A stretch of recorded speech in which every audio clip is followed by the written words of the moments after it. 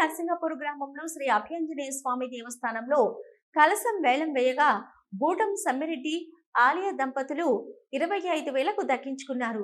స్వాముల భిక్ష కోసం మరో 5,000 రూపాయలు అందజేశారు. బీనవంక మండలంలోని నర్సింగపూర్ గ్రామంలో 40 మంది హనుమాన్ స్వాములు మాల ధరించడం జరిగింది. స్వాములందరూ భక్తి శ్రద్ధలతో 41 రోజుల హనుమాన్ మాల దీక్షలో ఉంటూ నిత్యం శ్రీరామ నామాన్ని జపిస్తూ హనుమాన్ ఆరాధిస్తూ ఉదయం సాయంత్రం జపాన్ని ఆచరిస్తూ మధ్యాహ్న సమయంలో భిక్ష స్వీకరిస్తూ హనుమాన్ జయంతి రోజు స్వాములందరూ కలిసి కలసం వేలం వేయడం జరిగింది. అనంతరం అన్నదాన కార్యక్రమం చేపట్టడం జరిగింది. ఈ కార్యక్రమంలో భక్తాంజనేయ స్వామి కమిటీ సభ్యులు సింగిరెడ్డి మోహన్ రెడ్డి, పతి దేవేందర్ రెడ్డి, అర్చకులు రవీంద్రాచారి, అధ్యక్షులు చింతల శ్రీనివాసరెడ్డి, తోడేటి శ్రీనివాస్, కూతురువేన చంద్రమౌళి, గంగాడి మహేందర్ రెడ్డి, శ్రీనివాస్ కుమార్, రవీందర్ రెడ్డి, రమేష్, గురువయ్య, శివ, రవీందర్, వీరారెడ్డి తదితరులు పాల్గొన్నారు.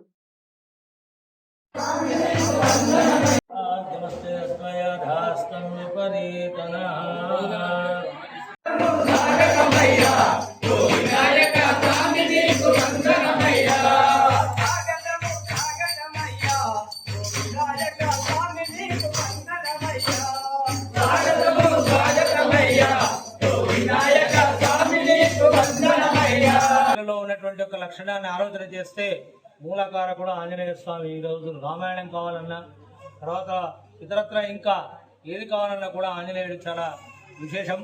ఆయన యొక్క సత్సంకల్పం ఒకసారి శ్రీరాముడే అతని యొక్క సంకల్పానికి ఆశ్చర్యపోయాడట. అంత గొప్ప వాక్కు చేత తాను చేసేటువంటి ఒక మనోధైర్యం.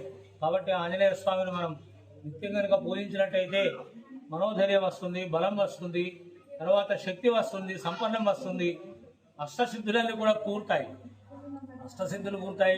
తర్వాత సంతానం కలుగుతుంది స్వామి యొక్క అనుగ్రహం చేత, వివాహాలు జరుగుతాయి. కాబట్టి మన నరసింహాపురంలో ఉన్నటువంటి ఒక భక్తాంజనేయ స్వామి పురాతన నుంచి ఉన్నటువంటిది. అతనికి సరైన కొలువు లేక ఒక నిర్మాణం ఒకటి ఏర్పాటు చేసుకోవడం జరిగింది. ఇప్పుడిప్పుడే వృద్ధి జరుగుతున్నది.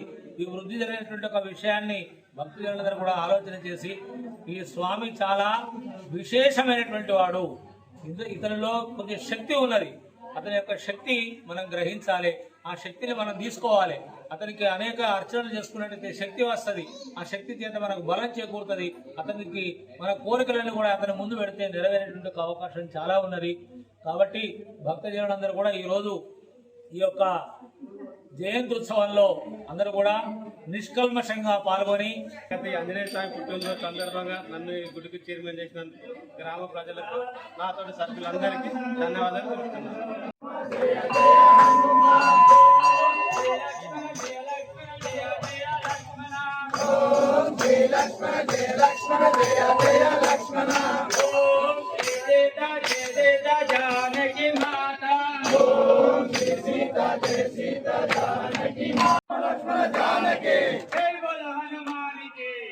లక్ష్మణ జానకి